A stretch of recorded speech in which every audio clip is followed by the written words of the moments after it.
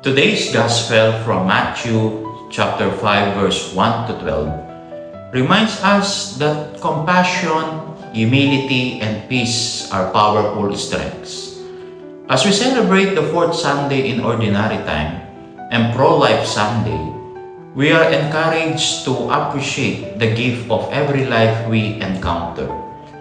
This message beautifully connects with PMP Day 2026 and its theme, Serbisyong Nararamdaman, Kapulisang Maaasahan. The Beatitudes shine through the quiet, sincere efforts of PMP personnel who show care beyond duty.